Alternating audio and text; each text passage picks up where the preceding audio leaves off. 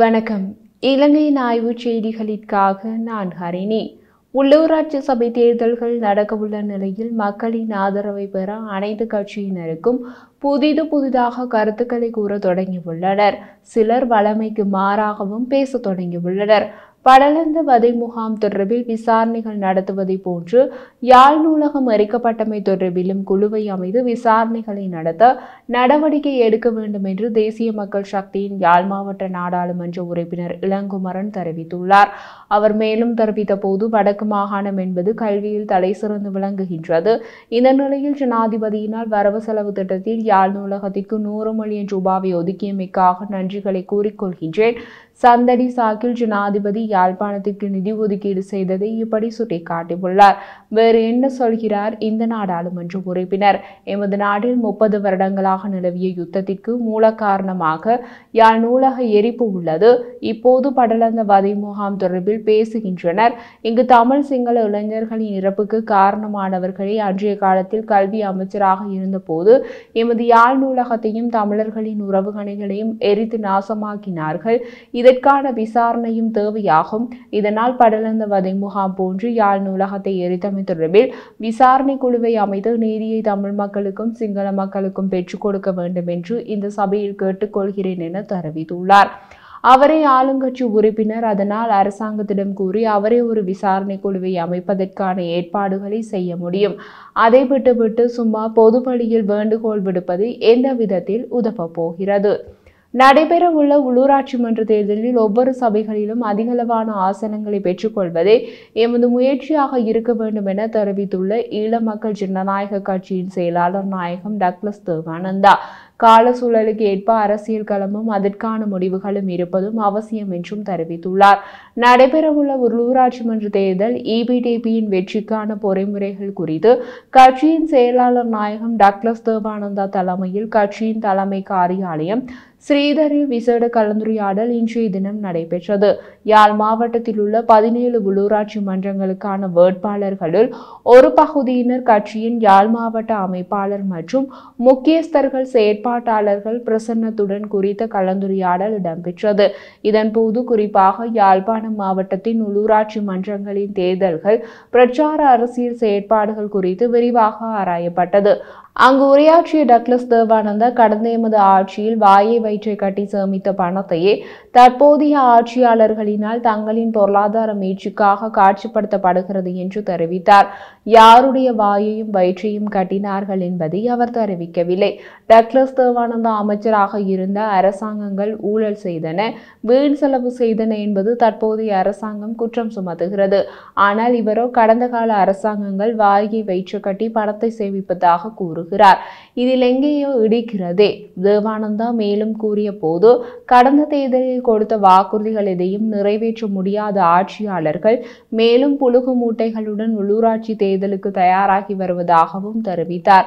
மேலும் உண்மையான தமிழ் தேசியத்தினை பாதுகாக்கும் யதார்த்தமான தரப்பாக ஈழ மக்கள் ஜனநாயக கட்சியே செயற்பட்டு வருவதாகவும் தெரிவித்தார். குறிப்பாக தற்போது கடந்த காலங்களைப் போலல்லாது அரசியல் தளம் மாற்றமடைந்துள்ளது. இது தமிழ் தரப்பினரின் அரசியல் களத்தில் தீர்க்கமான முடிவுகளை எடுக்க வேண்டிய சூழலையும் உருவாக்கியுள்ளது எனவும் தெரிவித்தார். இந்த புதிய அரசியல் இம்முறை அவரது கட்சிக்கு வாக்குகளை பெற்றுத்தருமா பார்க்கலாம். இம்முறை அமைச்சர் மற்றும் நாடாளுமன்ற உறுப்பினர் என்ற பதவிகளில் இல்லாத நிலையில் அவர் போட்டியிடுகிறார்.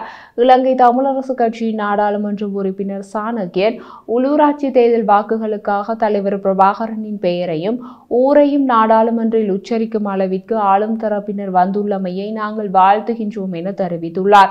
இது தொடர்பில் அவர் மேலும் தெரிவிக்கையில், கடற்றொழில் நீரியல் மற்றும் கடல் வளங்கள் அமைச்சர் ராமலிங்கம் சந்திரசேகர் உள்ளூராட்சி தேர்தலுக்கு தயாராகும் நிலையிலேயே பலதரப்பட்ட கருத்துக்களை கூறிக்கொண்டு செல்கின்றார்.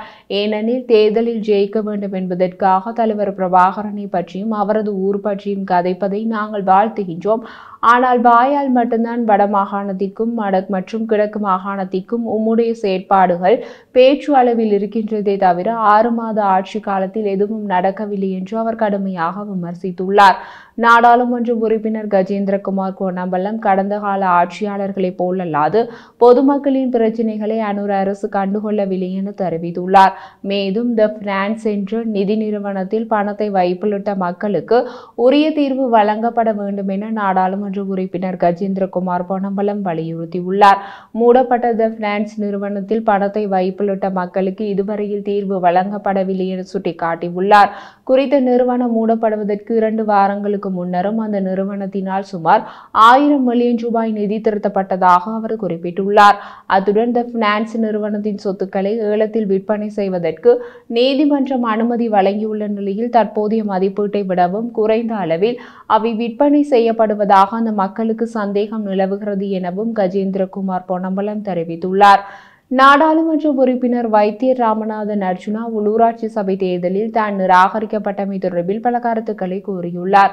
அவர் கூறியதாவது, என்னால் இந்த தடவை பருத்தித்துறையை தவிர யாழ்ப்பாண வட்டத்தில் வேறு எங்கும் போட்டியிட முடியாமல் போனது எதிர்பாராதது. இருந்தும் கஜேந்திரகுமார் பொன்னம்பலம் அவர்களின் கூட்டு கட்சிக்கு எனது ஆதரவு பருத்தித்துறை தவிர்ந்த சகல உள்ளூராட்சி சபை வட்டாரங்களிலும் இருக்கும்.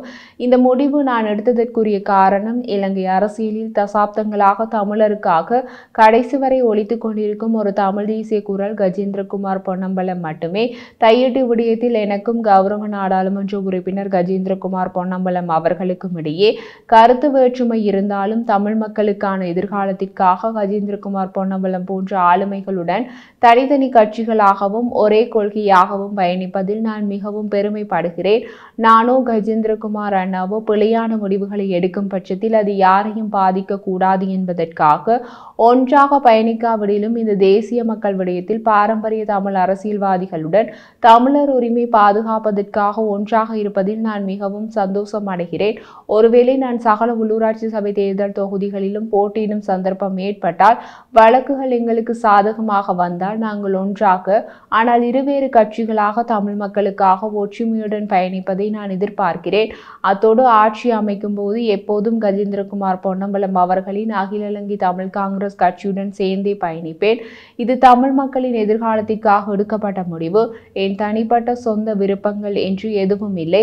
ஏனெனில் அரசியல் மக்களுக்கானது. கௌசல்யா அரசியலில் எதிர்வரும் காலங்களில் பங்களிப்பு செய்யாவிட்டாலும் தமிழருக்கான போராட்டத்தில் எனக்காக அவள் எப்போதுமே துணை நிற்பாள் என்று கூறியுள்ளார். அது மட்டுமல்லாமல் புலம்பெயர் தமிழர்கள் பண உதவிகள் செய்திருந்தாலும் தனது கவனக்குறையால் தான் வேட்பு மனுக்கள் நிராகரிக்கப்பட்டதாக அர்ஜுனா கூறியதோடு புலம்பெயர் தமிழர்களிடம் மன்னிப்பும் கோரியுள்ளார். அத்துடன் புலம்பெயர் தமிழர்களும் தமிழ் சுயேட்சை குழு போட்டியிட முடியாமல் போனது தொடர்பாக கவலையை தெரிவித்துள்ளனர் என்றும் அவர் கூறினார்.